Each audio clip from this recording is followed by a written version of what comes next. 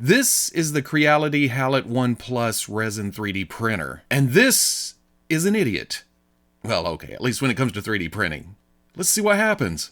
Okay, people, welcome back to another Fwoosh experience. I can't really call this a review. This is more of my initial journey into the scary world of 3D printing. I had never done it before, but I was interested because a lot of people have been moving from selling the actual prints to selling the STL file or the sculpts themselves that you take, you plug into your own 3D printer. So when Creality reached out and asked if I would like to take a look at these, if they could send me one, I was kind of like, yes, but it's going to be very, very basic because I don't know the science behind it. I don't know measurements and all that. I just wanted to take it and see if I could just jump right in. If I could just pour some, do some things, go buy the installation guide, and end up with prints.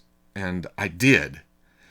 But it was very, it was kind of a journey, and it's still a journey. Because, I mean, really, you pull it out of the box, power it on, go through the settings, plug some things in, hook it to Wi-Fi, update the firmware, and from there you just go. Now, I do have metal shop experience. I've set dies in a brake. In fact, that was my main job, was brake operator, setting up, running, tearing down. But I'd also set heights in CNCs, and when it came to this, it's basically the same concept. This is your main concern. You want this to be clean at all times. Because again, not knowing the science, it flashes here, it cures the resin as a layer, it brings it up, it brings it back down, cures the next layer. So if there's gunk and junk, or you've scratched this up, you're gonna run into problems. I mean, you can get by with a little bit, but not much. So there we get to hurdle number one when it came to my experience with this,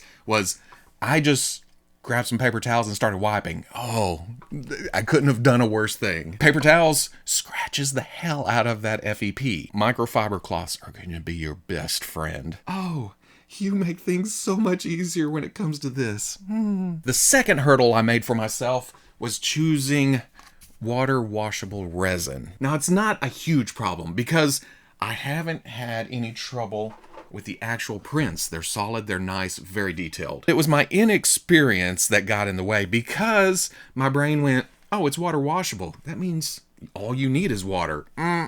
You are still gonna have to use isopropyl alcohol to clean things up, because my first time pulling the tray and cleaning it out when I had a stumbling block, I just used water. And if you have any knowledge of 3D printers, you're about to cringe, because I just stuck it in a bucket of water, wiped it off, stuck it back on here, and filled it up again, went to printing. Oh.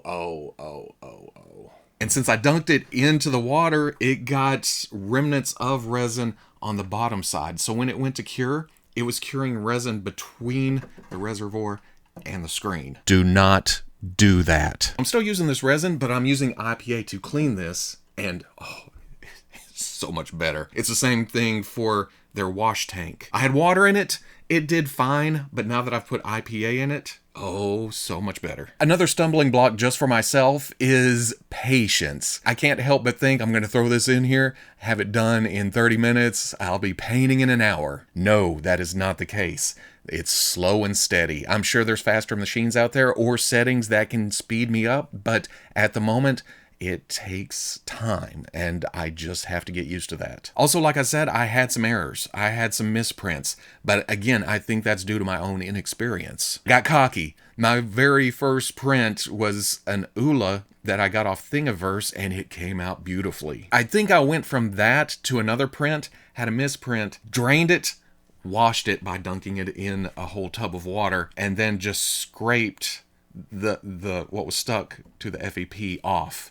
So I damaged the FEP, I left resin residue all over this tray, and then just stuck it back in and started printing again. Then the frustration set in, which was worse because I did so good with the first print. Playing around with Halot Box, I was putting supports on and putting several heads on since it wasn't really affecting the time, but it was making my chances of good prints coming out better. And that's what happened. In several places, probably where the FEP wasn't damaged or it didn't have as much curing to the bottom side, I got some good prints, but then others would fail on that same build plate. Again, inexperience. Because when it comes to Halot Box and slicing things and putting supports in, I think I am still learning how to do that. I have to learn how to angle things and how many supports and put them in myself. At least that's what most of the YouTube videos I'll watch tell me. So there was a high, then there was a low, but man, even then, getting great prints off of this is so satisfying.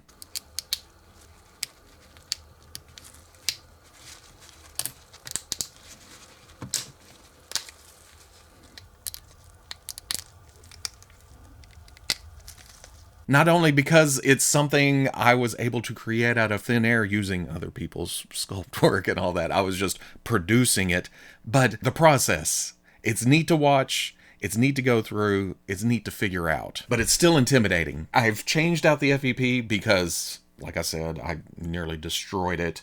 And even then, I feel like, oh man, what if I mess it again? If I do this, is it gonna screw? Hopefully someday I can get to the point where I push start on the machine and not worry about something screwing up. I guess I'll just have to take it one day at a time. And I realize that's not really a technical review of this machine. I didn't go through how and the plugs, and I haven't actually played with sending prints to it over my Wi-Fi. I actually put it on the thumb drive and plug it in every time. Oh, and like I mentioned, they also sent me the wash and cure station, and that thing's awesome to watch. You just stick it in there, it swirls around, cleans some stuff off. But then taking out the tank and putting in the mirror for the cure process, it's the home stretch. So there's an excitement to that. Plus it just looks cool with them spinning around with the light on them. Make sure to go to cure before you push start, because if you're using wash, the platform at the bottom spins faster and you're just gonna throw your prints off to the side. Not that I did that or anything. But like I mentioned, Ula was my first print, and just look at that detail. Her loincloth thing came out really nice. And even her collar piece, it's so thin. There's some flex to it. I can get it around the neck when I find a body. As everybody knows, I'm a huge fan of Excalibur. So Fanplastic 4 was kind enough to send along some sculpt files he had for Nightcrawler and Captain Britain. And I think the residue looking parts on this is me not getting the prints clean before I cured it. But I also printed a few getting the sizes right, as you can see. Yeah, it took me a couple tries. I'm pretty happy with this, which is going to be a painful paint job here in a few days. And this one's sized slightly different. But oh, an Alan Davis Nightcrawler? I couldn't be happier. I'm also working on a custom that involves a long-haired character, so I found this on one of the print sites, and I bought it, printed it, and just look at the hair. Up on top, that thin strand, it came out nice. The strand hanging down in front of the face. Unfortunately, it wasn't really made for action figure use. Too much hair. I can't get it down over the shoulders and back. Still though, fantastic test. I think this was Thingiverse 2, a Puppet Master head, along with some Fantastic Four puppets. Head is a bit elongated, and then the features are super classic, but I can't wait to paint this up. That was my second attempt though, which may still be small. My first attempt, woo! And the printer still handled the details, so again, super happy. The next print I have queued up is a 1/12 scale Max Rebo with the full organ. And it's another one of those things. It's going to be larger. I'm going to need a lot more supports. So again, learning process. I am at this end of the learning process, and there's so much more to learn. But again, having fun. And if I can do it, yeah. But if you're interested in this at all, I've got links in the description for the printer, for the wash station, for the resin, maybe a few channels I've been watching in order to try to gain the confidence of doing this. You know, those guys on YouTube that make it look easy. And it's not super complicated. It's just jumping in with no knowledge whatsoever. And that's essentially what I did. So again, there's going to be follow-up videos for this and the process. Play days. I'm excited.